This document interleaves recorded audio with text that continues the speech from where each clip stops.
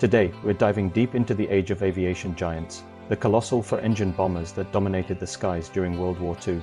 These weren't just planes. They were flying fortresses, symbols of industrial might, and the long arm of strategic air power. But which one was truly the best? That's the question we're here to answer. We'll be looking at the legends of the era, comparing their strengths and weaknesses, from speed, range, payload, mission numbers, and survivability. So buckle up, because we're about to embark on a historical flight to rank the ultimate four-engine titans of the Second World War. Hi everyone, and welcome back to the Jaxom Talks channel. So today, we will be tackling one of the fiercest arguments in military aviation history. What was the best four-engined heavy bomber of the Second World War? It's a question that pits American might against British ingenuity, and the answer isn't a single name on a plaque. To find a winner, we have to look past the legends and focus on the numbers. Our assessment criteria is strict: payload, speed, length of service, and missions flown. We're putting four titans head-to-head: the legendary B-17 Flying Fortress, the versatile B-24 Liberator, the bomb-hauling Lancaster, and the technological marvel, the B-29 Superfortress. Let's start the countdown. From the American side, the air war in Europe was built on the backs of two behemoths, the B-17 and the B-24. They flew together, often side by side, yet they had radically different reputations and performance profiles. B-17 Flying Fortress, the icon. The B-17, the Flying Fortress, is perhaps the most famous. It earned its legend through sheer durability. Stories of B-17s returning home with gaping holes, one engine, and half a tail are not exaggerations, they're facts. This ability to absorb punishment made crews feel safer, and that counts for a lot. Speed. This was decent, but not the fastest. Top speed was around 287 miles per hour. Payload. This was modest for a heavy bomber with only around 4,000 pounds on a long mission, but it could carry up to 8,000 pounds for short range. This was often seen as its main drawback.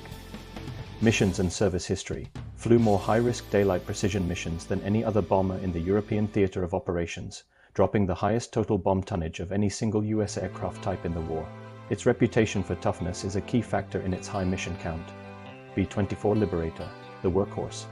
Now we move on to the B-24 Liberator. This plane gets less of the spotlight, but if we're talking about our criteria, it immediately begins to pull ahead of the B-17. Speed. It was faster than the B-17, with a top speed closer to 300 miles per hour. Payload. This is significantly better than the B-17. It could carry up to 8,000 pounds on a long-range mission and a maximum of 12,800 pounds for shorter missions. Missions and service history. This is where the B-24 truly dominates its stablemate. Over 18,400 B-24 bombers were built, more than any other American combat aircraft in history. It flew in every theater, from Europe, the Pacific, and the critical anti-submarine patrols in the Atlantic. Its sheer quantity and global service time make its mission tally arguably the highest of any heavy bomber. So, in the US corner, the B-17 had the reputation and survivability. The B-24 had the speed, payload, and quantity. The Liberator takes the points on these metrics. But now, let's look across the Atlantic. The Royal Air Force took a different approach to bombing.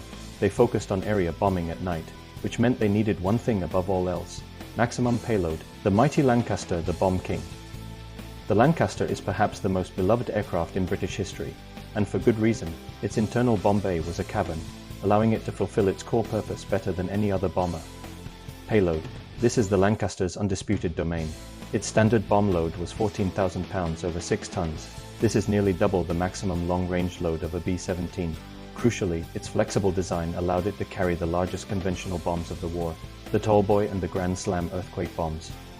We also have to remember the daring low-level Dam Buster raid, with the Lancaster carrying the bouncing bomb. Payload points. Go to the Lancaster. Speed. This is competitive with its top speed that was around 280 miles per hour, similar to the B-17. Missions and service history. It was the backbone of Bomber Command's night offensive for the majority of the war, flying an immense number of sorties against German industrial centers. Add this to the special missions it undertook, and you can see how effective this bomber was. The Handley Page Halifax and Short Stirling. We should briefly mention the other RAF heavies. The Short Stirling was the first four-engine bomber in service, but its short wings limited its altitude and payload compared to the Lancaster. The Handley Page Halifax was a successful and well-liked aircraft, especially by its crews, but the Lancaster became the aircraft of choice for the heaviest missions. For sheer carrying power, the Lancaster is untouchable, but we have one more contender whose presence late in the war changed everything. the technological leap B-29 Superfortress. The B-29 Superfortress arrived late in the war, primarily operating in the Pacific. It represented a technological leap so massive, it almost feels unfair to compare it to the others. Speed. This is where the B-29 has a huge advantage. It had a maximum speed of 357 miles per hour, 574 kilometers per hour. This made it essentially untouchable by most Japanese interceptors at its high cruising altitude. Speed points. B-29. Payload. This was excellent. Its standard load of 10,000 pounds, with a maximum of 20,000 pounds on short missions. While not quite the single maximum load of the Lancaster, it delivered a higher payload at a much greater speed and altitude. Missions and service history. Here's its weakness for this comparison. It entered service late 1944 and operated exclusively in one theater. Its total mission count is lower than the B-17, B-24, or Lancaster. However, its missions were arguably the most strategically significant, the dropping of the atomic bombs. So after all that, we have a tie between two planes that maximize different categories, the Lancaster for payload and the B-24 for service and quantity. This is where the debate gets philosophical. Which category is most important for the title of best? 1.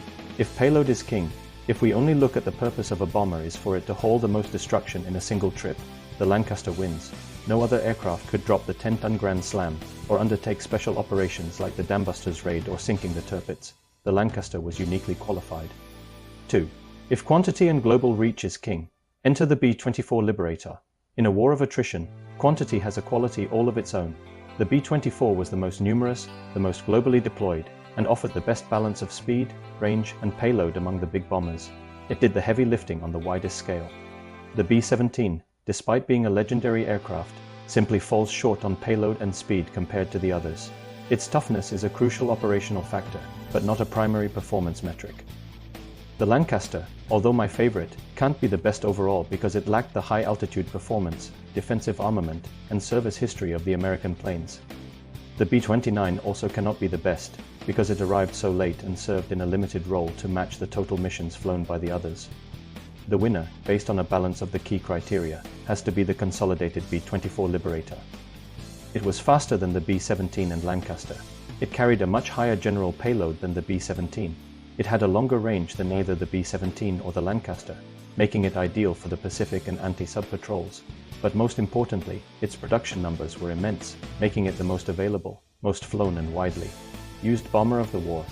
It truly earned the title of the workhorse of World War II. The Lancaster was magnificent, the B-17 was a legend, and the B-29 was the future. But the B-24 was the one that delivered the best combination of payload, speed, service time, and sheer quantity of missions flown across the globe. So what do you think? Did the Liberator deserve the title? Or are you a die-hard Lancaster or Flying Fortress fan? Let me know in the comments below.